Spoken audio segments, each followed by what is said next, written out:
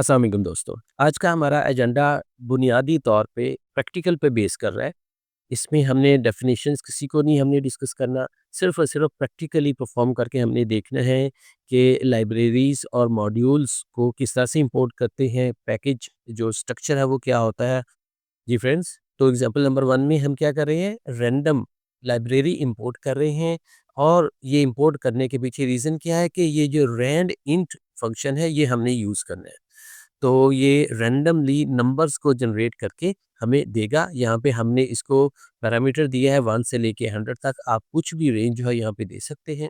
तो यहाँ पे देखिए कि हमने नंबर नाम का एक वेरिएबल बनाया और उसके अंदर हमने क्या किया है कि इस रैंडम जो लाइब्रेरी है उसके बाद डॉट लगाया, उसका नाम लिखा लाइब्रेरी नेम डॉट और फिर रैंड इंट जो है ये हमारे फंक्शन का नेम है और इसको हमने पैरामीटर दे दिया। एयर की इसकी इनपुट जो है यहाँ पे हमने बता दी कि 1 से लेके 10 तक। अब ये वैल्यू जो है वो जनरेट करेगा, जनरेट करके जो है इस नंबर के अंदर स्टोर कर देगा और आउटपुट फंक्शन जो कि प्रिंट है, इसको इस्तेमाल करते हुए हमने इस वैल्यू को यहाँ पे इस वेरिएबल को हमने यहाँ पे लिख दिया और ये वैल्यू यहाँ पे प्रिंट हो जाएगी। रन करके देखते हैं। जी फ्रेंड्स, तो देखिए हमारे पास जो हमारा स्ट्रिंग था द रैंडम नंबर इज़ और उसके बाद 4 जो है इसने जनरेट कर दिया। अगर इसी को मैं दोबारा से रन करूँगा तो अब जो है ये 4 से अब फिर 4 आ गया है। अगेन इसको अगर हम रन करते हैं तो इस बार जो है 8 आ गया है। अगेन इसको रन करते हैं तो इस दफ़ा 3 आ गया है। ये चूँकि रैंडम नंबर जनरेटर है तो इस वजह से ये हर बार अमकानात यही है कि डिफरेंट डिफरेंट जो है वो वैल्यूज़ आउटपुट करेगा। जी फ्रेंड्स, दूसरे नंबर पे हम एक लाइब्रेरी इंपोर्ट कर रहे हैं डेट टाइम और डेट टाइम जो है ये हम क्यों इंपोर्ट कर रहे हैं कि इसके अंदर एक मेथड है नाउ वाला, ये हमने इंपोर्ट करना है। ये हमारे पास लाइब्रेरी का नेम है, ये इसके अंदर मॉड्यूल है डेट टाइम एंड इसके अंदर से हमने नाउ नाउ का जो फंक्शन है ये हमें करंट डेट और टाइम जो है देता है। तो अब हमने इस फंक्शन को कॉल किया, कॉल करने के बाद जो रिजल्ट है हमारा हमने करंट अंडरस्कोर टाइम जो है इस वेरिएबल के अंदर हमने स्टोर करवा लिया और आउटपुट फंक्शन को यूज़ करते हुए साथ हमने एक स्ट्रिंग भी दे दिया है और करंट टाइम जो है यहाँ पे हमने इसका प्रिंट आउट लेंगे। तो इसको जब हम रन करते हैं तो देखिए हमारे पास आज की डेट आ गई है 14 जून 2025 और ये हमारे पास टाइम आ गया है और ये सारी की सारी डिटेल आप यहाँ पे देख चुके हो। जी फ्रेंड्स, तीसरे नंबर पे हमने एक लाइब्रेरी इंपोर्ट की है स्टैटिस्टिक्स और इसके अंदर हमने अभी फ़िलहाल जो है मीन का एक फंक्शन जो है वो कॉल करना है। तो हमने एक वेरिएबल बनाया डेटा, उसके अंदर कुछ वैल्यूज़ जो है हमने यहाँ पे स्टोर कर ली हैं। अब इन वैल्यूज़ को हमने इस फंक्शन को पुट अप करना है और मीन अंडरस्कोर वैल्यू के अंदर ये जो वेरिएबल है इसके अंदर हम इसको स्टोर करेंगे। स्टैटिस्टिक्स लिखेंगे जो हमारी लाइब्रेरी का नेम है, देन डॉट डालेंगे और मीन लिखेंगे जो हमारे फंक्शन का नेम है और यहाँ पे हम डाटा जो है ये इस वेरिएबल का नाम लिखेंगे जिसके अंदर हमने ये सारा कुछ स्टोर किया हुआ है। तो इसको जब हम रन करेंगे तो हम हमें मीन अंडरस्कोर वैल्यू के अंदर जो भी रिज़ल्ट होगा इसका मीन कैलकुलेट करके आएगा, वो यहाँ पे दिखा दिया जाएगा। उसको हमने रन किया है एंड यहाँ पे देखिए द मीन वैल्यू इज़ 48 तो ये हमें इसका मीन मिल गया है। जी फ्रेंड्स, नंबर 4 पे हमारे पास एक सिनेरियो है, इसके अंदर हमने क्या करना है जी, इसके स्ट्रक्चर को ज़रा अंडरस्टैंड करना है कि फ़र्ज़ कर लें कि हम ई-कॉमर्स पे काम कर रहे हैं और हमने उसको अलग से एक पैकेज बना लेना है। यानी कि पैकेज क्या है, इसकी डेफिनेशन हम पहले देख चुके हुए हैं। ये just like an ordinary folder होता है, एक डायरेक्टरी होती है, तो ये हमने एक डायरेक्टरी बना ली।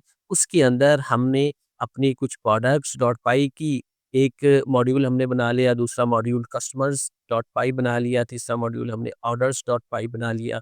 अब प्रोडक्ट्स जो हैं इसके मुतल्लिका जितने भी फंक्शंस हमें चाहिए हैं वो हमने इस फ़ाइल के अंदर डिफ़ाइन किए हुए हैं और कस्टमर से रेलेवेंट जो है वो हमने इस फ़ाइल के अंदर डिफ़ाइन किए हुए हैं, ऑर्डर से रेलेवेंट हमने यहाँ पे डिफ़ाइन किए। तो हमने क्या करना है कि हमने इन ये जो पैकेज है कॉमर्स इसके अंदर हमने मॉड्यूल्स बनाए हुए हैं और ये ऑटोमेटिकली जनरेट हो जाती है। ये इनिशियलाइज़र है एक, समझ लें कि ऊप के अंदर जैसे मैंने आपको बताया था कि कंस्ट्रक्टर के तौर पे काम करता है। इसको डिटेल से हमने डिस्कस कर लिया हुआ है। तो ये सिर्फ़ दिखाने के लिए मैंने यहाँ पे लिखा है, ये ऑटोमेटिकली जनरेट होता है। तो चलिए कोड की तरफ चलते हैं कि सबसे पहले हमने क्या किया है, फॉर्म ई-कॉमर्स जो कि हमारा पैकेज है, उस पैकेज के अंदर से हमने एक मॉड्यूल जो है वो इंपोर्ट किया है, इंपोर्ट प्रोडक्ट्स।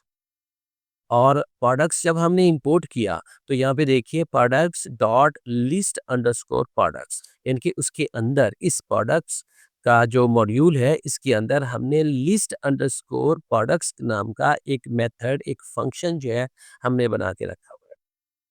और ये फंक्शन जो है वो कॉल किया जा रहा है, उसका रिजल्ट जो है ये अवेलेबल अंडरस्कोर प्रोडक्ट्स जो है इसके अंदर स्टोर किया जाएगा और प्रिंट की मदद से हमने इसको प्रिंट आउट कर देना है। और इसका रिजल्ट जो है हम देखते हैं।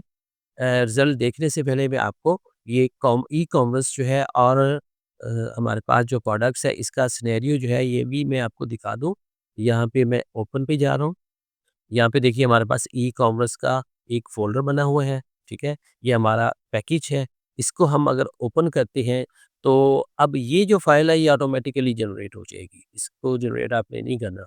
तो ये हमारे पास एक प्रोडक्ट है, प्रोडक्ट्स है, तो एक फ़ोल्डर यानी कि ये एक अलग से मॉड्यूल है, इसके अंदर आप एक और मॉड्यूल अगर बनाना चाहें, तो आप बना सकते हैं और उसका नेम जो है जैसे मैंने आपको बताया कि फॉर एग्ज़ाम्पल में हमने जो है वो कस्टमर्स कर रख सकते हैं या ऑर्डर्स कर सकते हैं। तो फिर उसमें से हमने एक प्रोडक्ट को कॉल किया। इस प्रोडक्ट को हम अगर ओपन करते हैं, तो हमारे पास देखिए लिस्ट अंडरस्कोर प्रोडक्ट्स एक फंक्शन पड़ा हुआ है और हमने ये डिफ़ाइन किया है with the help of def keyword और ये रिटर्न क्या करेगा, लैपटॉप है, मोबाइल है, टैबलेट है, तो ये चीज़ें जो भी हम इसके अंदर मेंशन करेंगे, ये वो चीज़ें सारी की सारी हमें रिटर्न करेगा। तो इसको हम रन करके देखते हैं।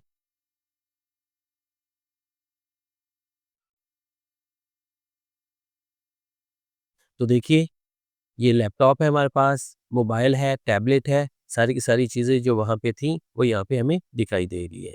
किस तरह से इसने काम किया है कि ये हमारा पैकेज है, उसके अंदर हमने मॉड्यूल बनाया है और उस मॉड्यूल के अंदर हमने एक फ़ंक्शन जो है वो बनाया है, जो जिसको हमने कॉल किया है लिस्ट अंडरस्कोर प्रोडक्ट्स और उसने हमें आंसर जब दिया है, वो अवेलेबल अंडरस्कोर प्रोडक्ट्स के अंदर जो है वो स्टोर किया गया है। और प्रिंट की मदद से हमने उस वेरिएबल की वैल्यू को प्रिंट किया, तो हमारे पास जो है ये इस तरह से आउटपुट जो है आ जाएगी। इसको अच्छी तरह से अंडरस्टैंड करें, इसको इसकी जो है वो प्रैक्टिकली इसकी प्रैक्टिस करें और किसी भी प्रॉब्लम की सूरत में कमेंट करना मत भूलिए और अपना ख़्याल रखिएगा। अल्लाह हाफ़िज़।